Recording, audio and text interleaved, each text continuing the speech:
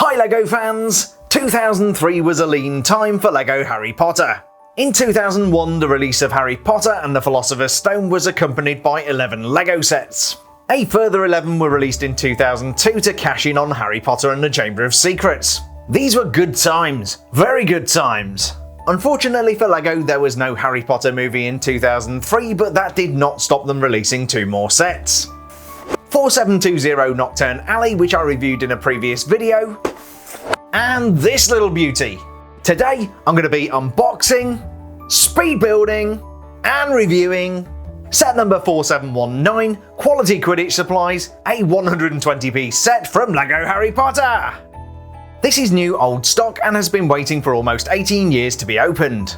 It originally retailed for $10 US, but somebody got this at the bargain price of $5. Given that I just paid $65 for this mint in box, somebody got a great deal. The 120-piece part count includes 1 exclusive minifigure. We've got a HP037 Draco Malfoy with black sweater, which we'll take a closer look at later. Other than that, we get a 116-piece recreation of Diagon Alley's premier store for purchasing everything you need for a good old game of Quidditch. I did recently do a video where I put together every 2001 and 2002 LEGO Harry Potter set. A few people mentioned that this and Knockturn Alley were missing, but just to prove it, this is definitely a 2003 set. 2003, the good old days when LEGO was actually made in Denmark and Switzerland for some reason. I really do like the box art on these older sets. I love the gyrating bludgers and the cheeky Draco peeking in at the door. Printed on the back, we get a better idea of what to expect inside the box. We also get to peek inside Quality Quidditch Supplies, which seems to have a good selection of brooms, robes, and other Quidditch paraphernalia. If Quidditch isn't your thing, you can turn it into a boating jetty for the Great Lake. And never missing a beat, LEGO's marketing team would like to remind you of all the cool 2001 and 2002 sets you can still buy, or at least you could in 2003. Usually to open a box like this, I would wield my wand and cast the spell Aloha Mora. But in this case, LEGO has used dark magic to seal the box.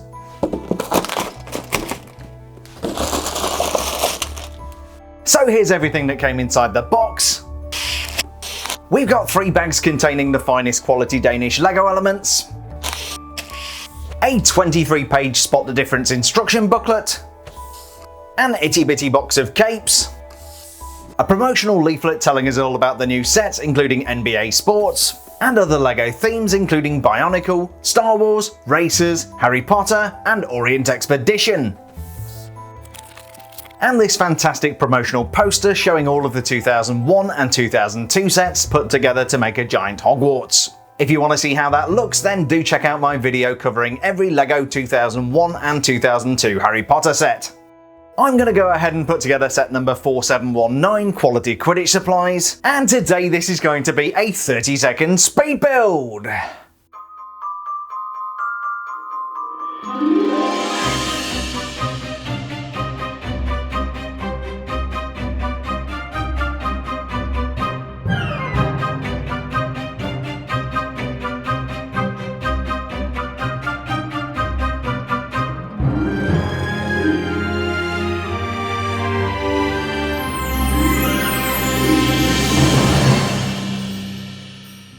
And here is the 120-piece magnificence that is the 4719 Quality Quidditch Supplies. Build time today was 16 minutes, and this is pretty much what you would expect from a $10 LEGO set back in 2003. We've got a shop, some colourful wizarding merchandise, fun with flags, some pretty decent interior features, and a foul, loathsome, evil little cockroach. That's you, Draco. We'll come back to Draco in just a moment, but first let's take a look at Quality Quidditch Supplies. Quality Quidditch Supplies can be found on the north side of Diagon Alley and contains all kinds of Quidditch related items. It also featured in the 5,544-piece Diagon Alley set in 2020, complete with detailed shop facade and well-stocked interior. In 2018, it also appeared in the micro-scale 40289 Diagon Alley promotional gift with purchase. But I digress. Confirming this is the Diagon Alley institution that is Quality Quidditch Supplies, we have a fancy sign outside the shop. Fittingly, this exclusive printed part hangs from a broomstick. Printed on the sign we have a pair of crossed broomsticks, a beater's bat, and a 150-point worthy golden snitch. The sign is exclusive to this set and it's a super nice thing. We've got some really nice metallic gold printing, and if you look at the design on this side, it is actually printed on the other side, but notice the snitch is printed in a different place, so it's not just a repeat of the transfer. It is a really nice thing. Another really nice element is the printed shop window. This element only appeared in one other set, which was the 4756 Shrieking Shack. You might recognise it on the shop front of Honeyduke's Sweet Shop. One thing I really do like about this set is the choice of colours. On the roof we have a bunch of sand green, which is synonymous with the early Harry Potter sets. And then on the shop front we have this unusual dark orange colour. This is used extensively in the early Privet Drive set. Creating illumination for the street below, we have these fancy Victorian style lanterns. There's a matching one on the other side just above the entrance to the store. Also above the door, a decorative archway. It's a charming little shopfront with some very nice elements, but this looks nothing like Quality Quidditch Supplies. The later Diagon Alley set does a much better job of recreating the iconic store. Will the interior be any better? Let's find out. Compared to 2020 standards, the interior is a little bit sparse. We do, however, have all of the basics that we need for playing Quidditch. Mounted high above the sales floor, we have a broomstick in this unusual earth orange colour. I'm not sure if the colour is significant, but this may well be the Nimbus 2000. Also high above the store, we have a pair of bludgers with a really nice design feature. The murderous bludgers are actually held in place using this flag. Of course, you need more than a broomstick and some bludgers to play Quidditch. That's where the quaffle comes in. It's a 12-inch red leather ball, and it's the job of the 3 chasers to try and get it through the hoops of the opposing team. Each time it passes through the hoops scores the team 10 points. 10 points is all well and good, but catching the golden snitch will get you 150 and almost always win the game. It's wicked fast and damn near impossible to see, which is why it's imprisoned in this glass dome. Thankfully, the slowing charm Arresto Momentum slowed this little blighter down. Yes, it is only a LEGO stud and nothing like the custom element we got more recently. But this is quite unusual because it is chrome antique brass, and it only appears in this set and on the 4768 Durmstrang ship from 2005. That makes this a rare element which is easily lost, and replacing one of these is going to cost you $2. Other merchandise on sale at Quality Quidditch Supplies includes this really nice book. Although the book isn't titled, I'm guessing this is probably going to be Quidditch Through the Ages. It's a really nice blue book with some absolutely stunning gold printing. There's the golden snitch, we've got some decoration there on the spine, and then on the back we've got the 3 Quidditch hoops at different levels with a broomstick, and again we've got some really nice gold metallic printing. The book unfortunately is empty. Sometimes we get little 2x1 tiles in there with spells, but nonetheless, it is a super nice little thing. The interior of the shop is really tiny and not all of the merchandise fits inside. As such, we have a couple of extra displays which are usually out in Diagon Alley. This barrel has flags for supporting your favourite Quidditch team, but seems to be lacking colours for Ravenclaw and Hufflepuff. If you're in need of new Quidditch robes and you play for Slytherin or Gryffindor, then Quality Quidditch Supplies has you covered. These capes do tend to get pretty banged up over time, but these are perfectly preserved, having just come out of a brand new box. The stand has room for 4 capes, and it's a shame we didn't get a blue one and a yellow one to complete the 4 houses. At least we got a few more of those dark orange cylinders. When you've got everything you need to play Quidditch, you can check out at the cash register. It's a really nice custom printed slope and only appears in 4 LEGO Harry Potter sets. Quality Quidditch Supplies is happy to gift wrap your purchases, and we have this really nice 1x2 tile.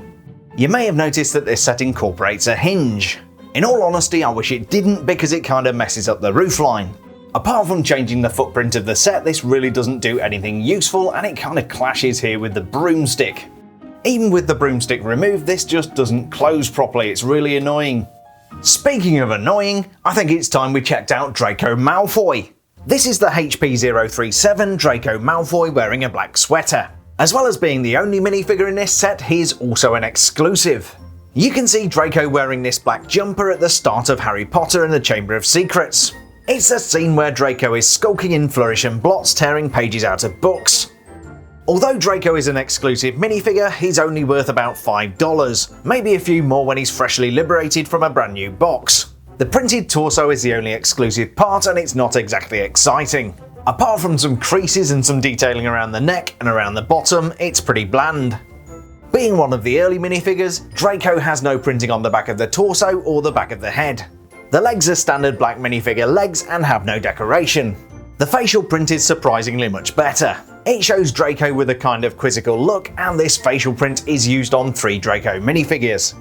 The facial print is recycled for 2 other Draco minifigures in 2004. In that year, LEGO started using the light nougat skin colouring for their licensed minifigures.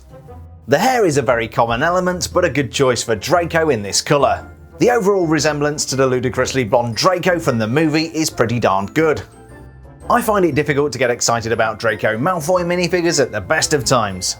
There are 13 other minifigures, a microfigure and a statuette, and I think this minifigure is probably my least favourite.